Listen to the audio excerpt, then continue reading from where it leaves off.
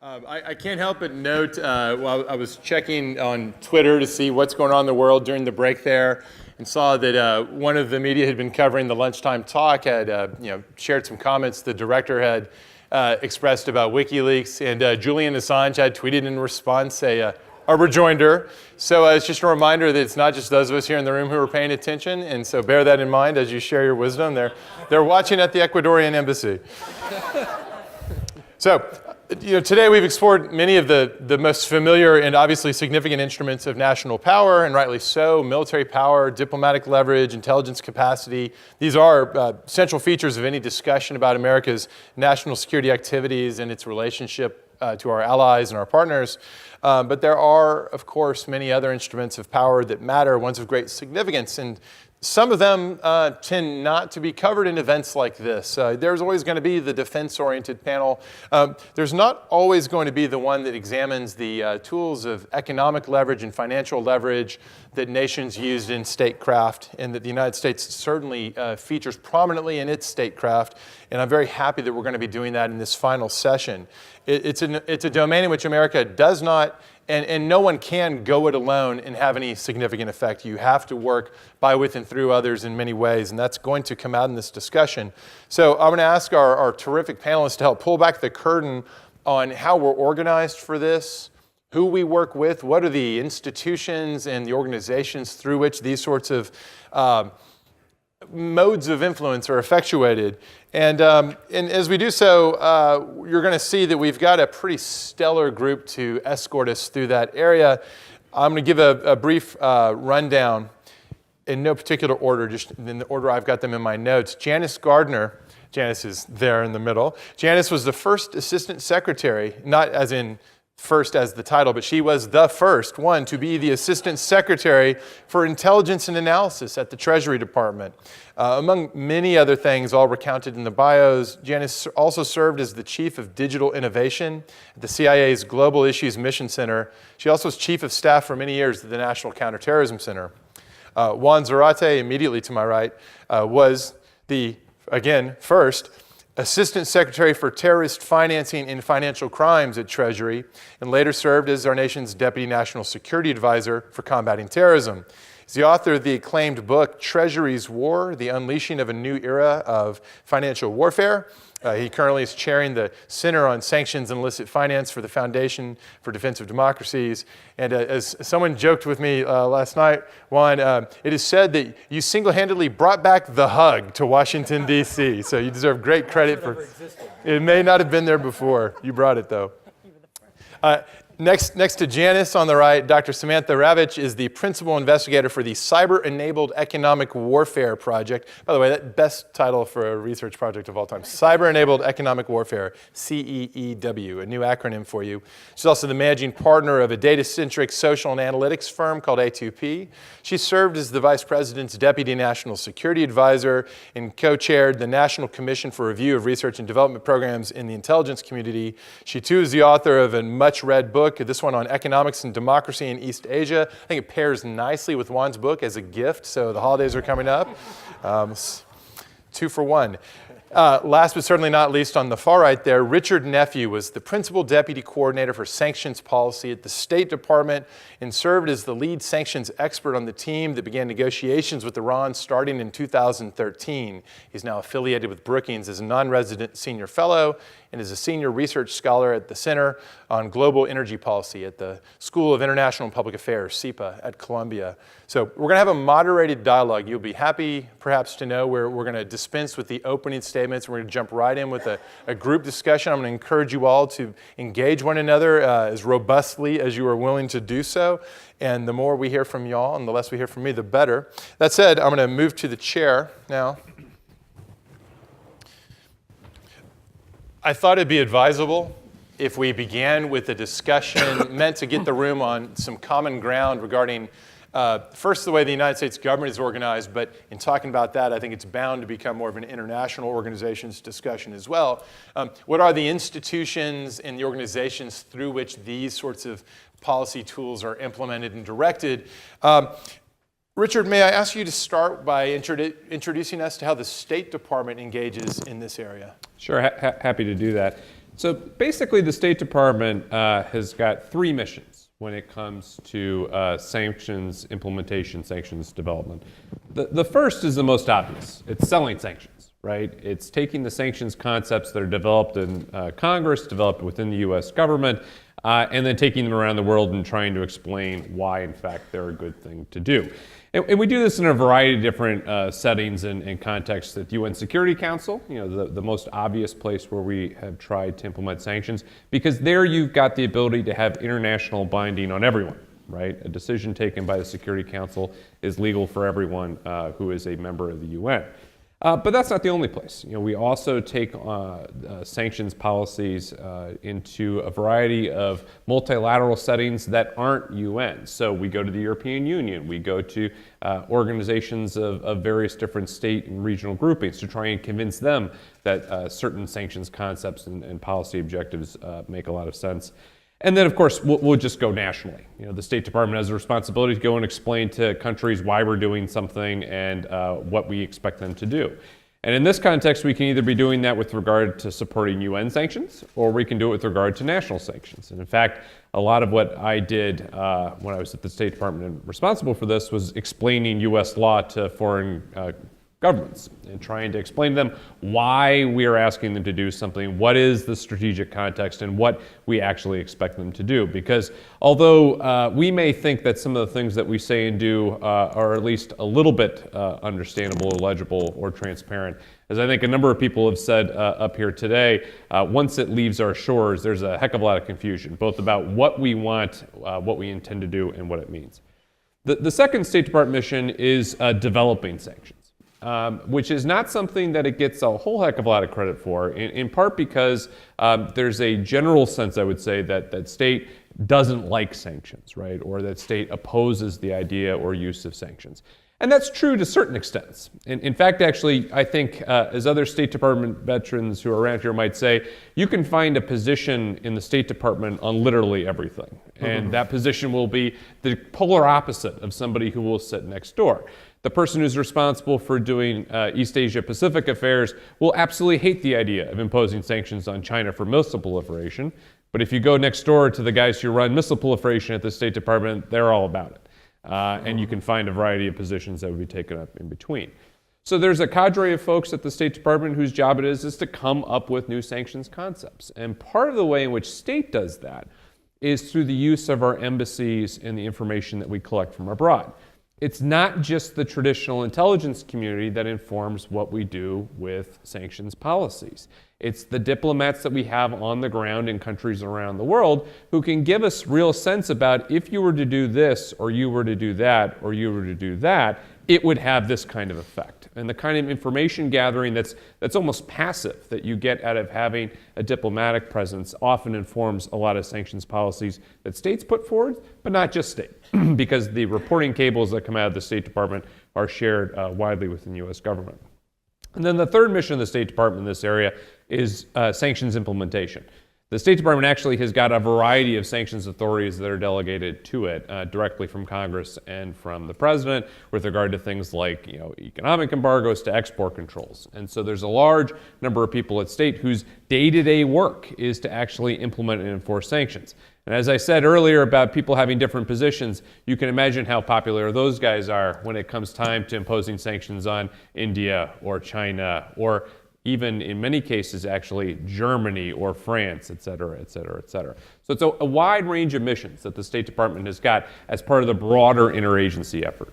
So there's a view from Foggy Bottom. Let me bring both Janice and Juan in kind of simultaneously, if I can, since you both were sort of present at the creation of what maybe could be described today as a revised approach at Treasury as to how to organize, and we've living with for more than a decade now, or about a decade. What was it, 12, 13 years? Give us an overhead view of that organization, the structure, the office you ran, and then somewhere in the midst, I would love to begin to hear about how Treasury relates to state on these matters. And then in a moment, we'll get over to Samantha and talk about the views from higher up in the executive branch. Janice, I'm going to follow your lead. Okay. It's great to be here today. I just want to start by saying I've spent over 30 years of my career in the intelligence community, and I highly recommend it to any students who are thinking about that as a career. I've had fantastic opportunities in different organizations, and so I spent a lot of time mentoring, young college graduates. So if you're interested, we can talk afterwards. I would start off by saying we were the only finance ministry in the world that had an intelligence shop. And that's kind of how we marketed ourselves. It was in the 2004 Intelligence Authorization Bill that we were created after 9/11 to have this intelligence unit. And we were a full member of the intelligence community, the 16 agencies plus DNI, and I was considered, one of the agency heads. And so we had a seat at the table. We were able to direct a collection of intelligence that would be useful. So this was starting an office from scratch and out of the budget cycle. And so I would highly recommend anyone thinking about starting an office from scratch, don't do it out of the budget cycle. We started from practically nothing, fighting for office space, kicking other people out of the Treasury building, which was a beautiful building, and putting into secure space, all those kinds of things. So it was literally like flying the plane, building the plane as we were flying, because we had to deliver. So our mission was very narrow, and we had a very niche, I think, mission that was really exciting at the time, which was following the money, tracking terrorist finance, but really supporting the policy office. We were joined at the hip. And unlike, maybe this isn't a fair analogy, but unlike the intelligence office at state, which tends to do broad policy papers, everything we did was actionable for the policy office. Every morning, Juan and I kid that we're not only the first, we may not be the best assistant secretaries, but we'll always be the first, no matter what. So we went through and developed processes of what tools do we have in our Treasury toolkit that we can support. So we would literally take the intelligence every morning, filter it, and put it in like targeting packages so that we can say, OFAC, which is another sister office that actually handles the sanctions at Treasury, is this something that we should try to sanction? Is this something we could take to FinCEN, Financial Intelligence FinCEN. Enforcement Network. Enforcement Network. I'm not good at acronyms either. That's not a very good one. FinCEN. FinCEN. Or is this something that we could just get declassified talking points for one of Juan's trips as he makes? So is this a diplomatic action? Is it a sanction? So we would try to take that at a Treasury level and then take it to the executive office in terms of what other tools are in the toolkit. We talk a lot about creating this thing called FinInt, which we made up. It's financial intelligence, like HUMINT, SIGINT. My favorite is RUMINT, which is intelligence officers love RUMINT. But financial intelligence wasn't just kind of following the money, looking at wire transfers, but it was actually building all sorts of analysis for these targeting packages of what kind of tool would best be suited for that kind of target. So Juan and our undersecretary at the time were very aggressive. What can we do about this? How is it actionable? And we would get into a lot of fights, frankly, with not just State Department, but CIA and others of, we want to be able to use this intelligence. It's great that you can tell a policymaker that something bad is happening, but if you can't use it, what good is it? And the whole discussion we had about operational equities, which we can get into. But so it was a great, exciting time. The Treasury office has grown quite a bit. Leslie Ireland was here a little earlier talking about cybersecurity and other roles that she's played. But basically, our role was to support Juan, so I'll turn it over to you. Well, I felt like I was working for you, Jay. Right. Thank you to everybody. Good afternoon. Thank you for staying till the end. This, I think, actually is the most interesting panel, not just because but it's because it's the most innovative. And part of this has to do with a lot of the new structures and doctrines and use of power post 9/11 that really were kind of in formation before 9/11, but were crystallized in some pretty dramatic ways. And I think we've already started to hear a bit of it. But let me just back the lens out. Before I do that, I want to thank Bobby. I want to commend the University of Texas and the three centers. I think I'm the only panelist who can say I've worked with both Steve Slick and Willem Bowden, who run great centers, and I went to law school with Bobby. So I'm honored to have those personal ties. But in any event, you've created a real center of gravity here for national security. So kudos to everybody. Let me back the lens out. Post 9/11, the point of the use of this power, the use of economic and financial influence, was to try to not only target rogue actors, terrorist groups, rogue states, but ultimately to unplug them from the global financial and commercial system. So the strategy was, how can you affect the budget and bottom line of these organizations that want global reach and want to either develop WMD programs or want to have terrorist networks globally, want to influence around the world. And the core sort of revelation is that any of these groups, including the Hermit Kingdom of North Korea that wants reach, has to have access to banks, has to have access to financing, has to have access to shipping, insurance. And if you can block their access to those elements of the global financial commercial order, you begin to constrict their ability to have strategic impact and reach. That was the purpose. And so everything that was built after that, strategy and then the offices, which we'll talk about, and the alliances and partnerships, which I want to get into, which I think, again, are the most interesting of the day's discussion, were in furtherance of that strategy.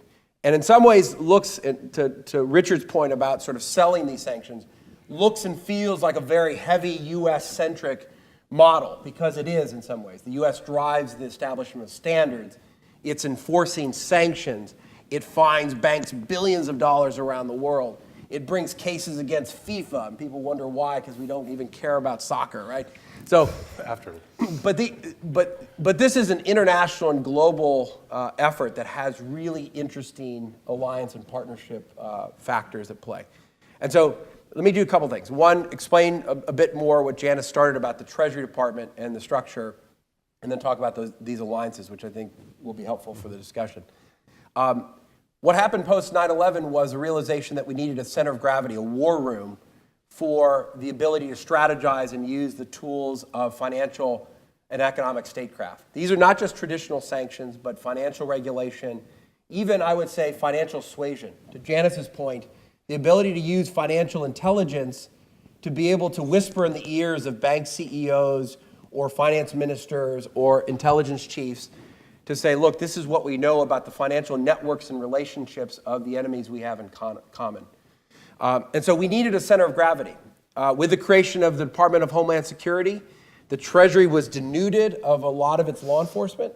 Keep in mind, before 9/11, Treasury had 40% of federal law enforcement. It had Customs, Secret Service, ATF, Federal Law Enforcement Training Center. All that went away. Fundamental question then was, what's Treasury's role in national security? The role was, how do we apply these inherent American powers economically in our national security? And so what we did was we created what is now called the Office of Terrorism and Financial Intelligence. It has this intelligence component, which Janice stood up, the only one in the world in a finance ministry, as she said. It also has the Office of Foreign Assets Control, which administers all of the U.S. sanctions programs in concert with the State Department. It has the Financial Crimes Enforcement Network, FinCEN, which is the U.S. FIU, Financial Intelligence Unit. It administers the Bank Secrecy Act. These are all the regulations with banks and regulated entities where they have to file suspicious activity reports, currency transaction reports. You've seen these things you have to file if you're carrying over $10,000 in cash. That's something Steve does a lot. But in any event, so there's that dimension. And then there's a policy office that does a lot of the financial diplomacy and policy work, both within the government, with financial regulators, law enforcement, intelligence services, and then externally. And let me just really briefly talk to you about the three sort of areas of alliances that I think are fascinating in this space, and we can get into it a bit more, Bobby, if you want. First, you have a realm of financial diplomacy in this space that has a whole range of technocratic actors. And so in this world, you have networks of central banks and central bank governors. You have finance ministers, ministries. You have an organization called the Financial Action Task Force, which is basically the world's technocratic body for anti-money laundering, standard setting, and evaluations. You have financial intelligence units, over 120 of them around the world, that are gathering financial data within their countries and then sharing it. So there's this whole other universe of relationships. And what's interesting, a little bit like the military, a lot of them have been trained in the same places. So, I remember going around the world after 9/11, and it seemed like half of the finance ministers had been trained and taught by John Taylor, who at the time was the Undersecretary of State, professor at Stanford. It was this whole sort of cadre and a community of economists and experts who all knew each other, who were all technocratic, who all saw themselves as apolitical in many ways and part of a different class of actors.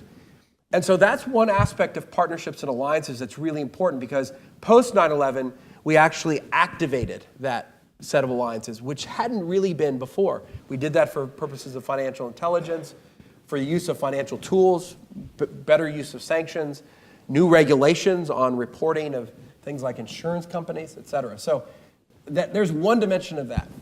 A second, and Richard could maybe comment on this given his work on Iran, within countries, you have divisions, certainly within governments. We have those divisions within the US. You see that even in countries like China or Russia. And so what's interesting in this space is that you've had technocrats or the central bank or finance ministers actually more in alignment with US values and interests and policies than other parts of their government. I'll give you one really quick example, if that's okay. In 2005, 2006, when we began to really pressure the North Korean regime with a new brand of sanctions, we had used a financial regulation against a private bank in Macau called Banco Delta Asia. It began to isolate the North Koreans. It infuriated the Chinese government, because the Chinese government saw this as not only interfering with the six-party talks, but also being hugely unilateral, and also, frankly, threatening to the Chinese economy and to potentially financial institutions. Because, what was next? Bank of China, et cetera.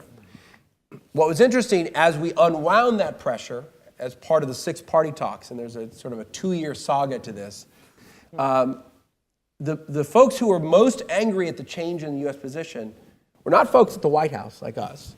We're not folks in Congress. They're folks in the Chinese central bank and finance ministry, who said to our Treasury officials at the time, "You're letting us down, because the pressure you were putting on us and the international community was allowing us to take the steps that we wanted to isolate this illicit activity, this North Korean behavior that, frankly, we don't want in our banking system. And so you American Treasury officials have let us down."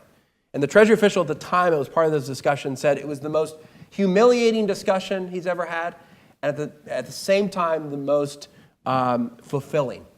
Because it was that ethos of needing financial integrity in the financial system which was being echoed back from this part of the Chinese system. So that's another part of this alliance that's fascinating to watch. And it happens with Russia, it happens with China, it happens with other countries often that we're in opposition to it in other ways. The final element, the private sector.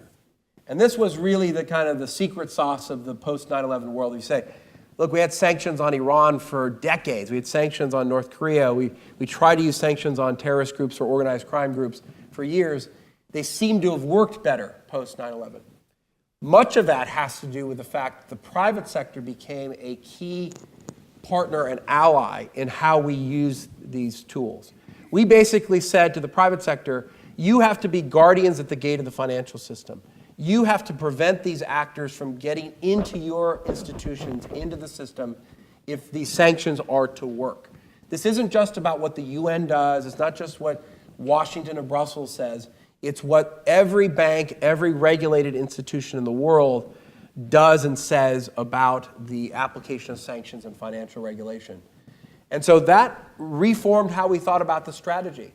When Janice would put together her intelligence packages or try to declassify them for passing to foreign governments, it was often a request to be able to pass it to foreign financial institutions. When we sent out delegations, State Department or Treasury delegations, it wasn't just to the halls of government, it was to the boardrooms of these major banks to say, do you understand the risk you're engaged in by doing business with Iran or North Korea or with this charity that has ties to Al-Qaeda? And so we began to affect the risk calculus of the private sector in a much more direct way with the information we were providing, with the regulation, with the outreach, and with what I call financial suasion to make sure that they weren't doing business with the wrong actors. And so in my mind, this was a fascinating shift because you had all sorts of new alliances that were being enabled with the U.S. pushing, but enabled to be able then to isolate these rogue actors from the financial and commercial system.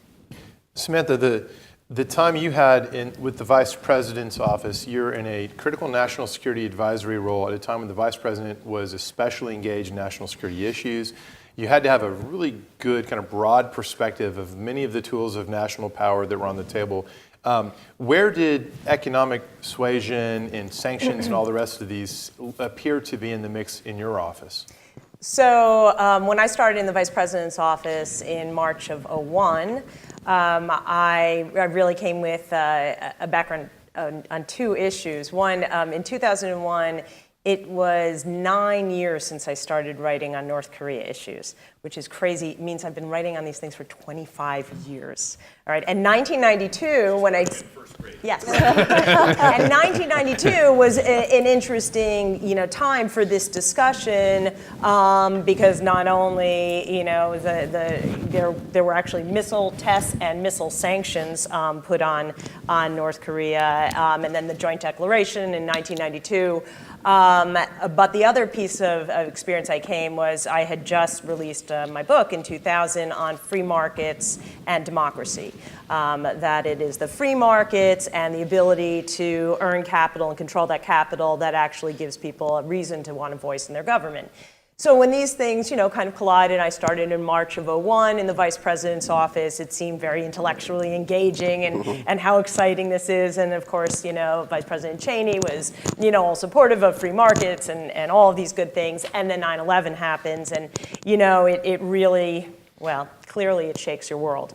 And the things that you learn at universities and the things that you just believe in your life now are being put to the test. Okay, and on the the free markets and democracies, did we really believe in free markets? Did we really believe that this was going to be the way to help solidify partners, create new alliances, and also strengthen ourselves? Well, we did, and we worked very hard in the White House and the Vice President's office to promote those abroad.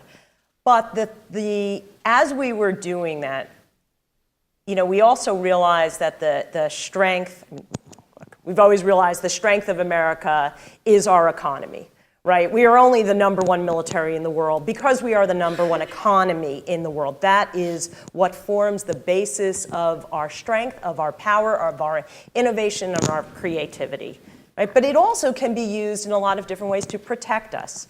And so on the North Korea angle, we revisited the agreed framework and realized it was not working for us. And in the summer of 2002, we realized that North Korea has a clandestine HEU program, that we have to be able to use the tools that make us strong, our economic prowess, to protect ourselves. And I'll give you a particular example in a second, and why it was hard at first to bring the economic tools and power to bear in the national security space. The way it works in the White House is that the White House lays down its direction that it wants to go to, its broad direction. North Korea is a threat, Iran is a threat. We want good ideas from the interagency to tell us how to protect us against those threats. What can we do about them? They bubble up in a process around the interagency. And this is how it worked when we were in office, and then to the deputies committee, and then ultimately to the principals and the president. But as Juan and Janice and Stuart Levy, and Juan, of course, was in the White House after he was at Treasury. But as the notion that we can use our economic power to protect ourselves through these sanctions was starting to bubble up in a real way, there was some interesting debates in the Situation Room from people that frankly hadn't grown up in the financial or economic space. They had grown up with either pure diplomatic power or hard military power. And these terms that were being thrown around, this way that we can curtail certain financial transactions, but what would it mean? How does it work? It was a real learning process to teach certain folks that had never come across these things. I remember very clearly, it was 2005-06, when Stuart came to brief on U-turn transactions. Right, and this was, and Janice and Juan can talk a little bit more about it, but this was a particular, very powerful tool that we could use because international banking transactions run through New York for a split second and then back out, essentially what it is, and you can cut them off when it, in the banking system when they land in New York before they go back out to wherever they're going in the world. It was very hard for some people to understand this. Now, hopefully, since Juan's book on Treasury Wars came out, Which we highly recommend. I should have brought a copy here. Well, I'm not you can get promoting. it. I checked. It is $30.65 on Amazon Prime with free shipping. Thank you. Or you Wow. can. I checked it. You can get it at the UT bookstore. Oh, Okay. there you So go. just I like that. doing that. All right. Hook 'em horns. But it was a learning process because these were really, really new tools, and they were not really in the traditional toolkit of senior policymakers and how to use them. So it was a hard education process, but once the efficacy started to being seen, senior decision makers relied more and more on these tools to get at the goals that were directed by the president and the vice president. If I could just add, please. so the innovation of this, when before 9/11, it was kind of like the Cuba sanctions program. It was like a trade embargo against the country. And as Juan said, the innovation was really targeted against the bad behavior. And our deputy secretary at the time started to call them not sanctions, but targeted financial measures, because they weren't necessarily just sanctions. And in fact, the Banco Delta Asia example, which is a chapter in Juan's book, Important.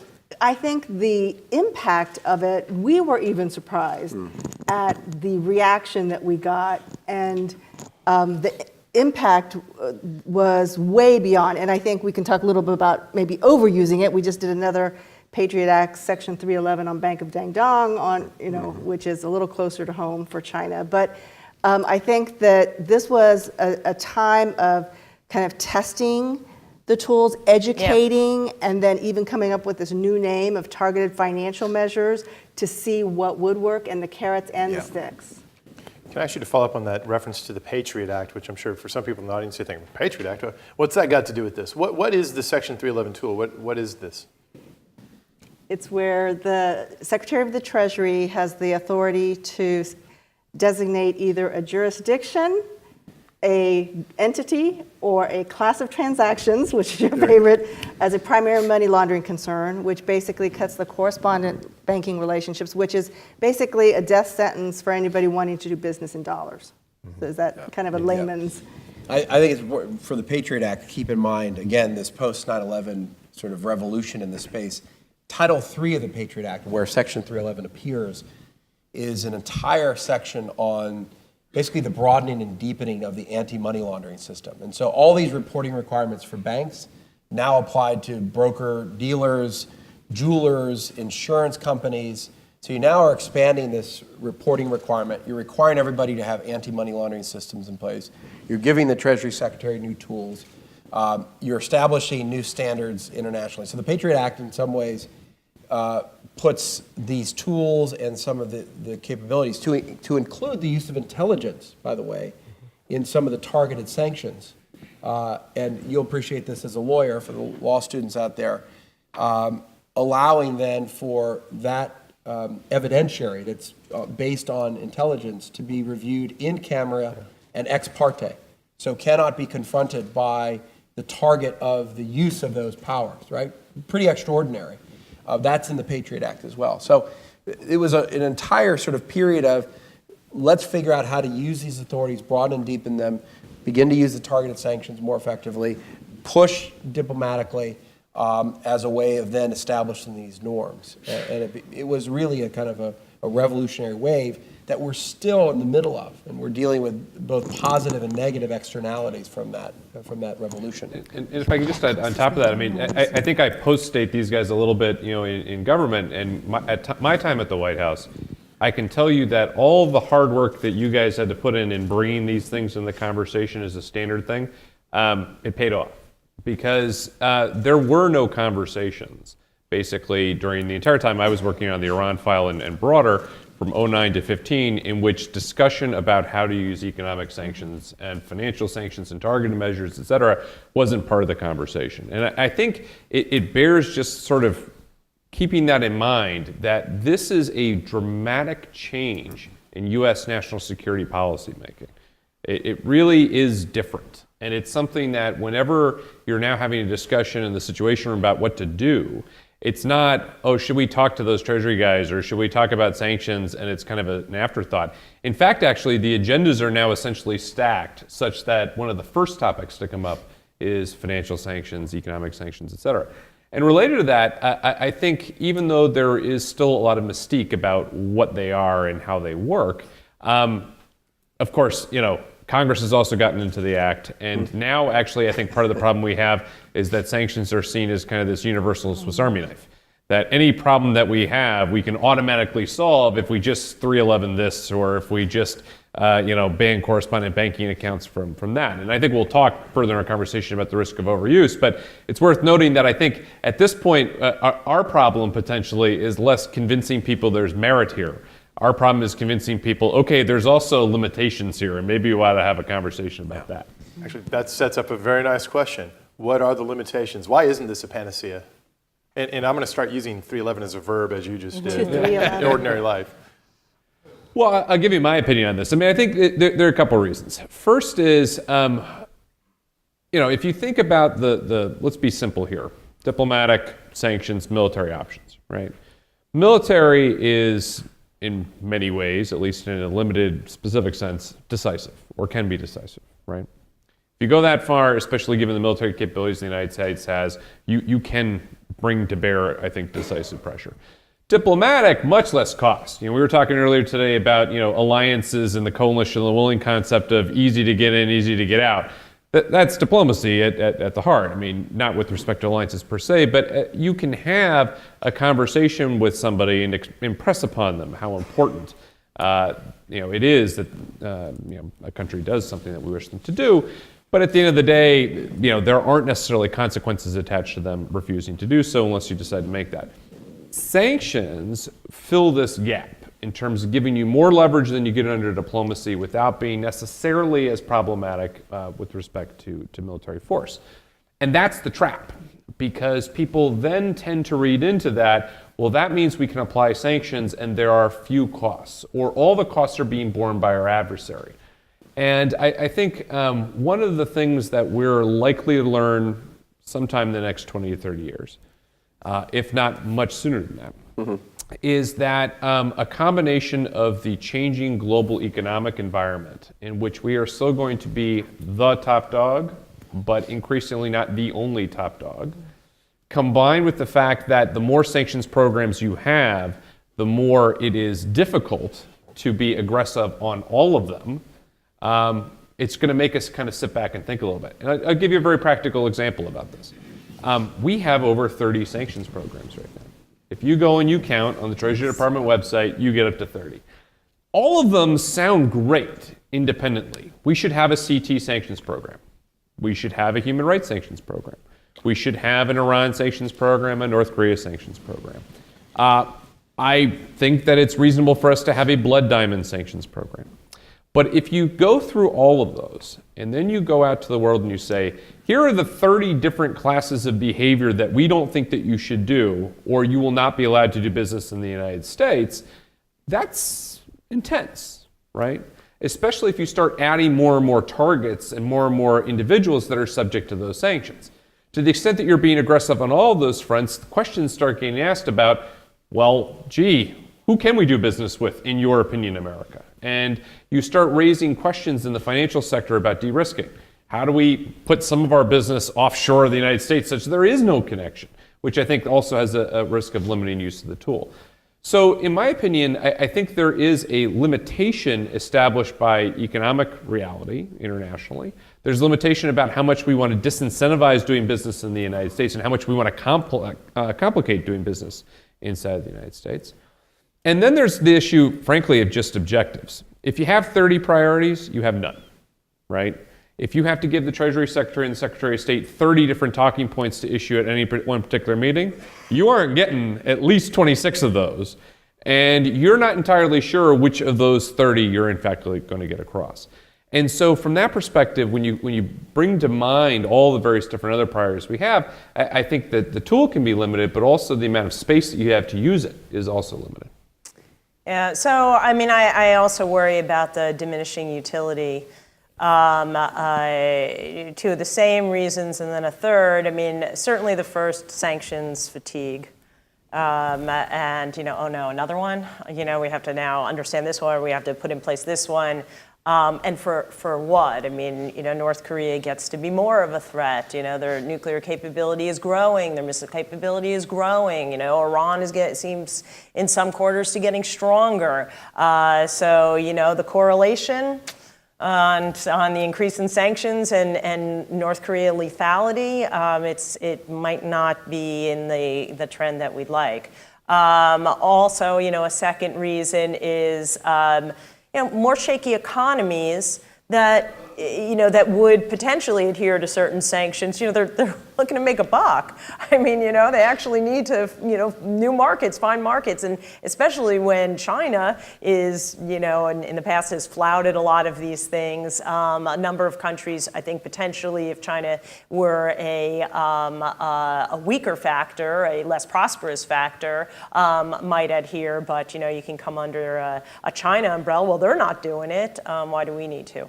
But the third reason is something that concerns me the most. And look, when I was in the White House and with Juan and working with Janice, and when we talked about sanctions on North Korea or Iran, and we thought about blowback against us, we'd be concerned about Iranian terrorist activities or what Iran would do against, our troops and our allies in Afghanistan and in Iraq. When we thought about North Korea, what was the Kim regime going to do? Would they set off something else? What potential military things, would they do? What we never, ever thought was, what could they do back to our economy, right? I mean, back when we were putting sanctions on North Korea in the 2000s, they have $1,000 GDP, right? What could they possibly do to our economy? To our people, to terrorists, to missiles, to nukes, yes. But to our economy?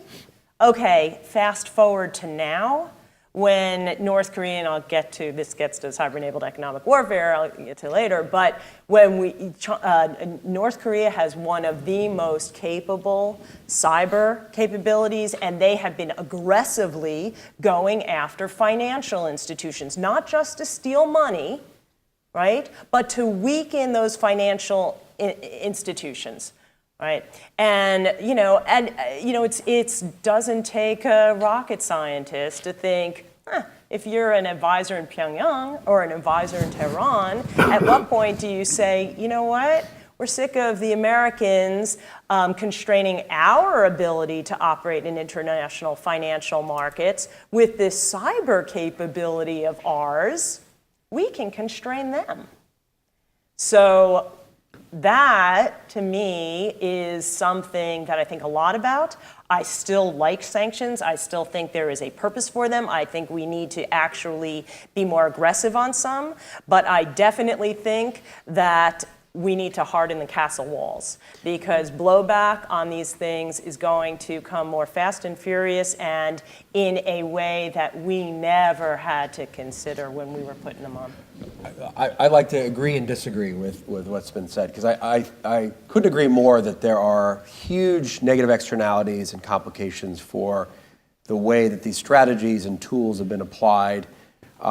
First and foremost, sanctions are financial measures used without a strategic purpose or without a tie to a broader strategy. Can not only be meaningless, but can also be counterproductive. And so that's the problem, and Richard pointed to it, of this knee-jerk reaction to always just sanction.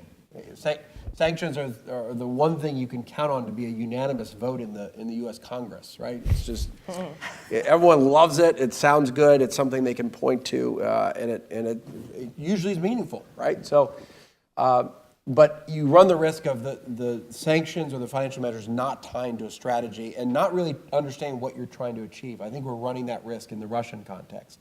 Right? Are we trying to get Russia out of Crimea? Are we trying to dissuade their adventurism in Eastern Europe? Are we trying to enforce the Minsk agreement? What is it actually that we're trying to do long term? And I think the less clarity there is, the more not only confusion, but division with our allies, especially with Europe. So that's one point. I think that's absolutely right. And Samantha's point about the application of these sanctions in a way that begins to impact major G20 economies like Russia, now potentially China, is also really important, because these are actors that can bite back. They can bite back with their own economic and financial resources, or in the case of North Korea or even Iran, with asymmetric tools that affect our economy. And with more and more interconnectivity of our national economic resources and infrastructure, there's more vulnerability, right? So that's absolutely right. And I also think there's a potential overburdening of the private sector. I said, look, private sector is an important part of this, but there's only so much you can ask of the private sector to do in terms of managing risk. In some ways, we're asking bank compliance officers to be better experts on dual-use items than State Department officials are. Is this aluminum tube a real aluminum tube, or is it going to some clandestine nuclear program? How's the guy at a major global bank, the relationship manager, supposed to know that? They've got to go out and inspect. They've got to do online research. So it begins to be a little bit too much. So I agree with all that. And I agree with the fact that you also created a potential incentive to not deal in dollars and to offshore sort of activity. Here's where I disagree, though. I think if we remain true to what has made these sanctions so effective over the last few years, which is girding them and underscoring why it is that they are important.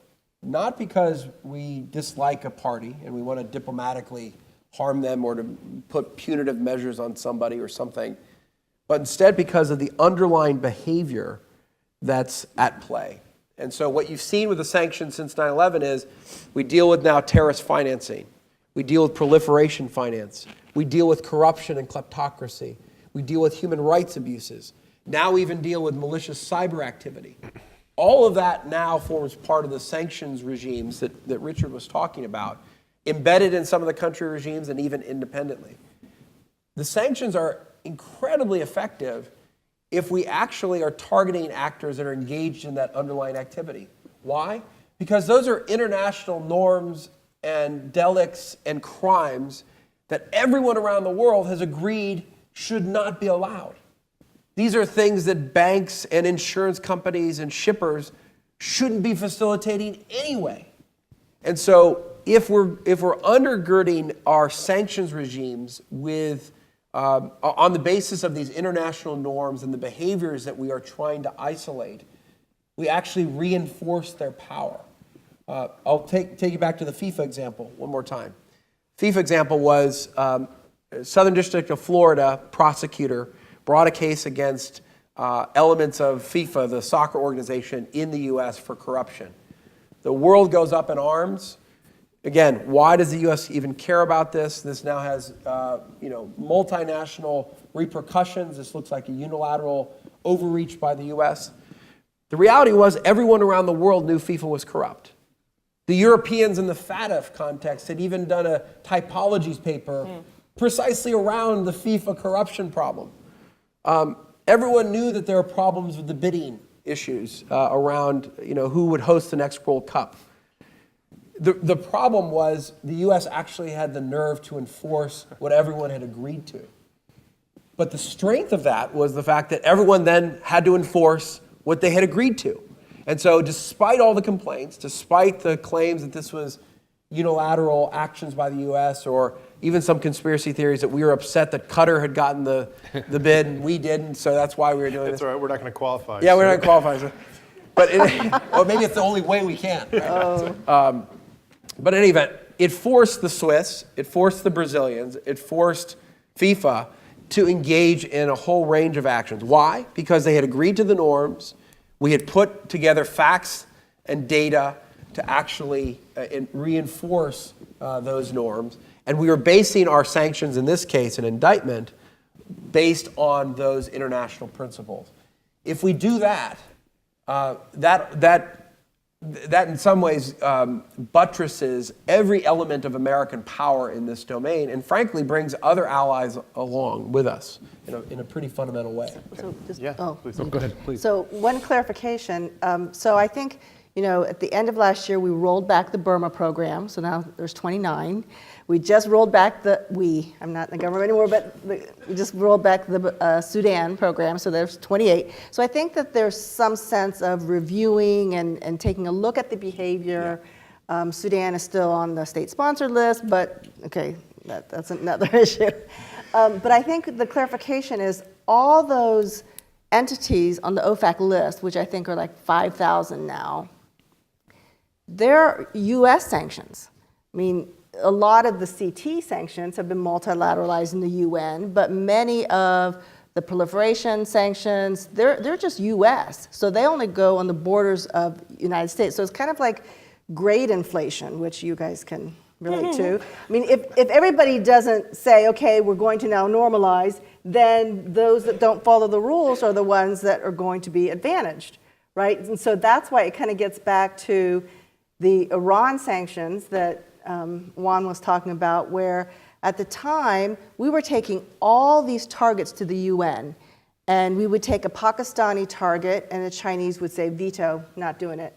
And so we were like, how do we get around this? And I remember, I think it was Secretary Rice at the time said to Treasury, what could count without going to the UN? What can we do without getting this consensus? And that's where we went bilaterally to the foreign capitals, as Juan mentioned, but then even bypassing foreign governments and going right to the private sector.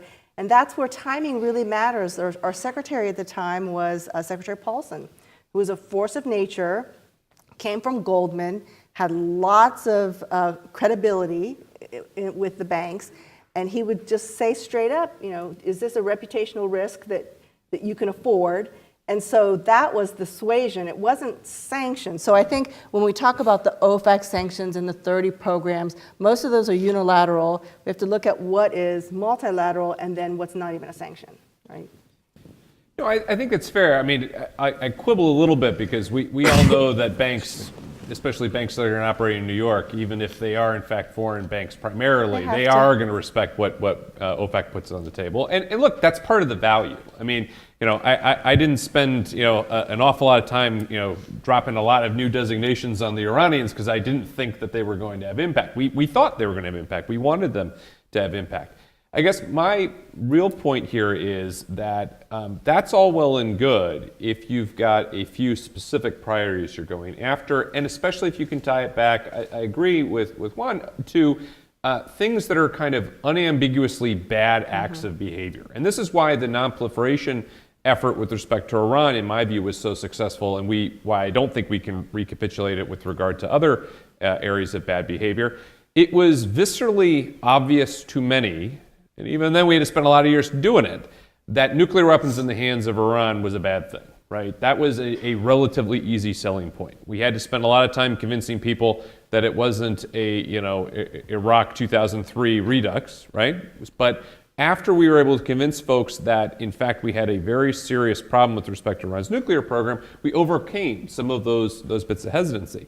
My concern is that our sanctions programs could increasingly be construed less as being about individual bad acts of behavior and targeted on bad behavior, and more about our disregard and dislike for certain countries and concerns with certain countries. And I think the problem with that is then you do start feeding into the question of what other countries can do to us. And this goes, I think, to the broader issue of partnerships and alliances that you wanted to talk about here. Two examples that I just think are worth keeping in the back of your mind. Over the course of the last year, there has been a major new sanctions threat that's been issued. It's been issued by China towards the United States. It's been with respect to Taiwan arms sales. In fact, the Chinese said very clearly that they are considering the option of cutting off from access to China U.S. companies that are involved in sales of weapons to Taiwan. And their justification is that it undermines one China policy and breakaway province, et cetera. We don't have to like that. We don't have to agree with it. We don't have to think it's the right thing to do, and we can contest those sorts of steps. But I posit to folks here, folks in the business community, if you were to start having the discussion put to you the same way we've been putting the discussion to Europe for a very long time, it's either us or Iran, and the Chinese were to say it's either us or Taiwan. At what point is that going to start contributing to your own national decision making? And at what point is that going to become an area of conflict between the United States and China? And deservedly so. Just as the Chinese would defend their companies, we would have to defend our companies. We would do it at the State Department, Treasury would do it too. But it's a point of just sort of acknowledgement, in my view, that in this increasingly multipolar economic world, there are going to be other countries that are so valuable to the U.S. economy, which already derives something like 25% of our national income from foreign trade and from foreign investment, that are going to become vulnerable to this kind of pressure from other sides. And this is part of the reason why I wanted to highlight that as a risk. The other risk that I want to speak to is the issue of decertification with respect to Iran. And I probably won't surprise people considering I helped negotiate it. I disagree with Mr. Abrams about his description of the JCPOA. There's no point in relitigating that here. But one thing I will say with respect to the issue of decertification, I think it is dangerous to proceed on the assumption that a $20 trillion economy versus a $400 billion economy is going to win in all respects, and that the Europeans are going to automatically follow the U.S. lead. My reading of the history from 1996 to 2010 is a little bit different. And in my review of the history, it was the Europeans refusing to abide by U.S. unilateral sanctions that are imposed against the Iranian oil and gas sector, and instead actually threatening to take us to the WTO, passing a blocking statute, which actually provides for retaliatory measures against U.S. companies. And by the way, that law is still on the books in Brussels. And so it may be true that given EU political dynamics and trying to get 28 member states together and all that, that would be unachievable. But I think it is risky for us to assume that because we are so big, because we are so economically attractive, one, that there aren't going to be companies that aren't going to say, well, I just won't have a US business line. I'll have an Iran business line, I'll stay in Europe, it's fine.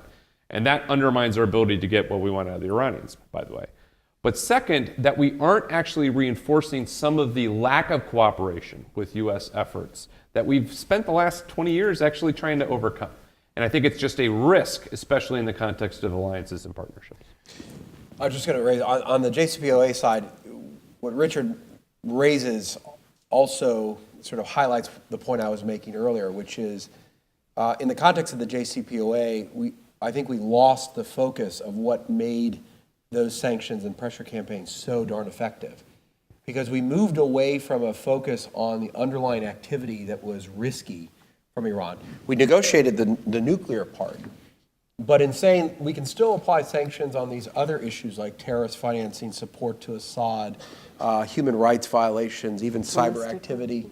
Those are out there, but let's actually promote commercial activity with Iran, despite all those risks, right? So fundamental to the JCPOA is the idea of the reintegration of Iran into the financial and commercial order, when the very essence of the sanctions programs across the board is to actually unplug them until they deal with that underlying risky behavior, which, regardless of what the U.S. relationship with them is like, is a part of being a responsible international actor.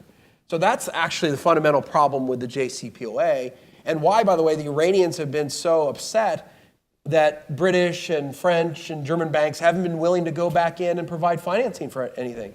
It's not just because they're a little bit afraid of OFAC or the U.S. Treasury doing something. In fact, we had Secretary Kerry out trying to convince them all to do business. And guess what? They all said, no way. Why? Because we're actually worried about that underlying risk and activity, those behaviors that, oh, by the way, you were telling us about for years. And so there's a fundamental contradiction here, which is important to keep in mind as we think about the JCPOA debate, because it all boils down to what these sanctions were about ultimately. And if it was about the underlying behavior and dealing with the risk of Iran using the financial and commercial order for these other things, then the JCPOA is fundamentally in tension with that. It's not to suggest we decertify or pull out of it, but it is to suggest that there is an inherent tension here as to how we unwind these sanctions, especially when we have sanctions around a broad range of behaviors and we've negotiated around just a few of those behaviors.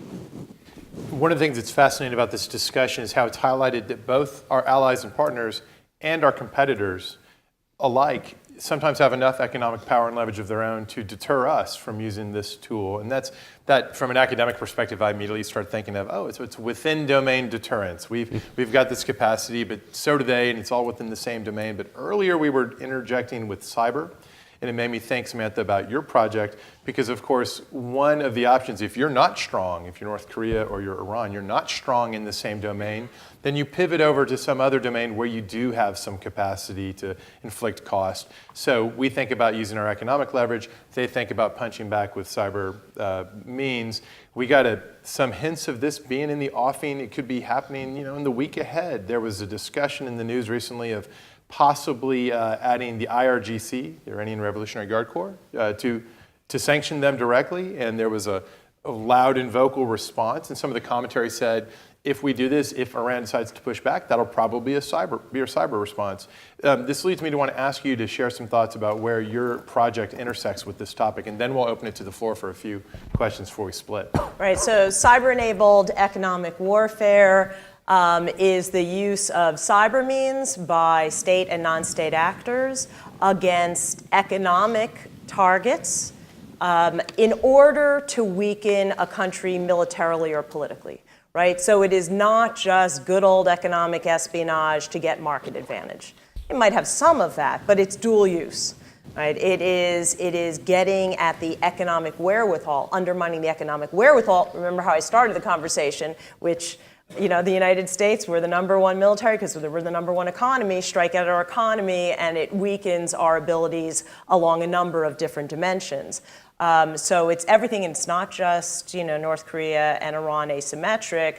The largest IP theft, intellectual property theft, is of course occurring from China, right? And I think the evidence is clearly showing that there is reason to be concerned that it is not, again, just to give China a market advantage in certain areas, but if we don't have the intellectual property, a number of things happen. One, it diminishes the interest of innovators to actually create new products and take them to market, because you can't own your capital. You can't innovate, you can't take advantage, you can't monetize those things if the Chinese are just going to rip you off, on day one. More pernicious is if the Chinese are stealing this intellectual property, they have the ability to be able to undermine us military systems, other things like that.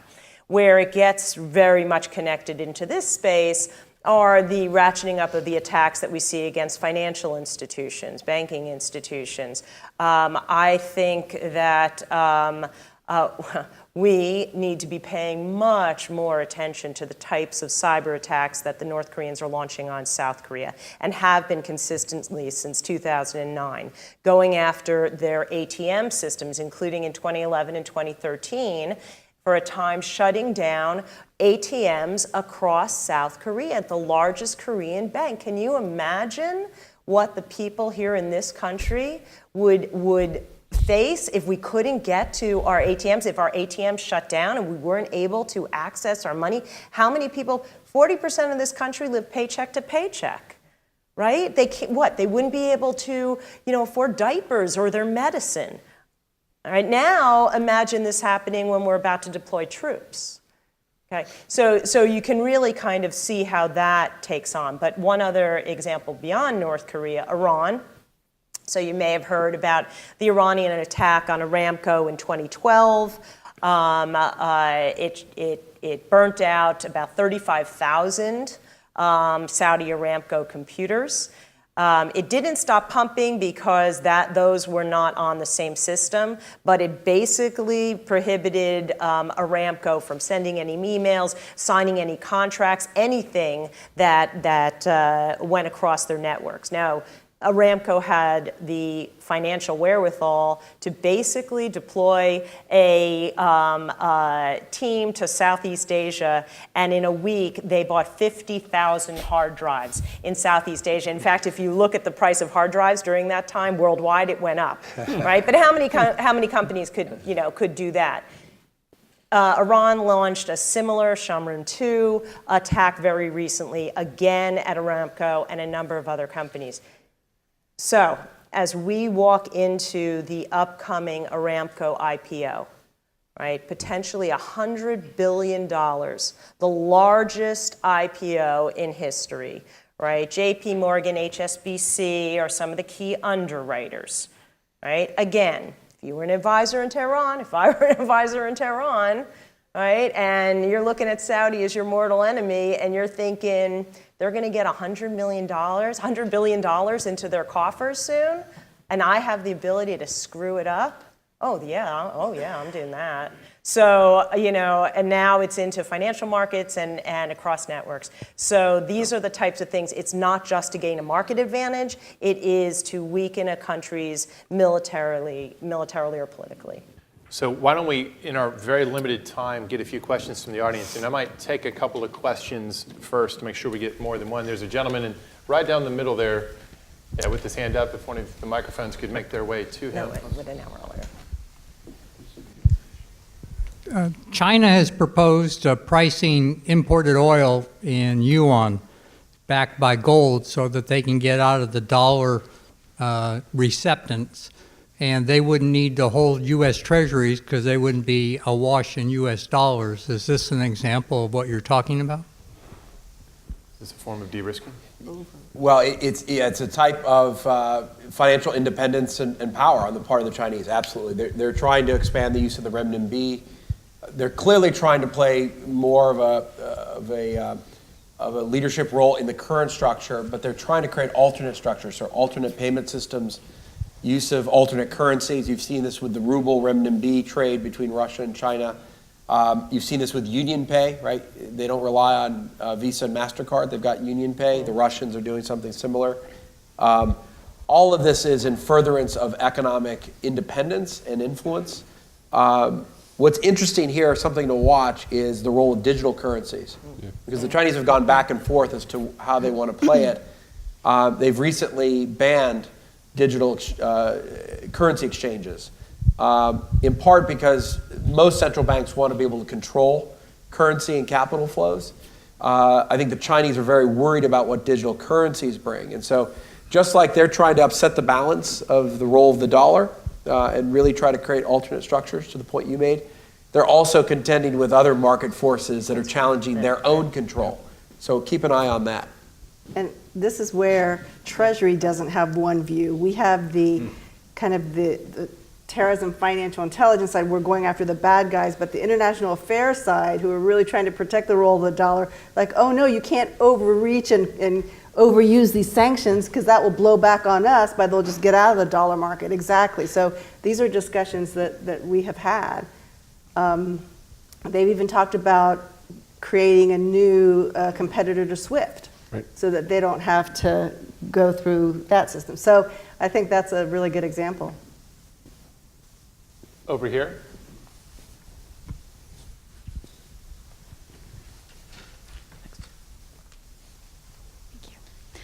So my question is in the same vein about these digital currencies. In regards to attacks, cyber attacks on a large scale that target specific American users and sort of hold their data hostage until you pay in a digital currency, what kind of strategies would be effective in countering these types of attacks? Well, I'm glad you asked about counter strategies because it gets to alliances and partnerships specifically. So when we look at the 5, I'd say, cyber superpowers in the world, right? The United States, clearly, China, Russia. I'd still contend the UK. They've got certain interesting capabilities, and Israel. Right? Now, on the good guy side of the ledger, that leaves the US, the UK, and Israel. The UK and Israel have the only cyber attachés in DC. They have 2 cyber, each one has a cyber attaché in DC. When we need to do much more technologically, we're very close. The president has signed new agreements with the Israelis. We obviously work very, very closely with the Brits, but I would contend it's time for the issue you raised as well as other issues that we have much more robust technological and policy coordinations to protect the networks that free market democracies ride on, right? So I would say first, we really must do much more for free market democracies.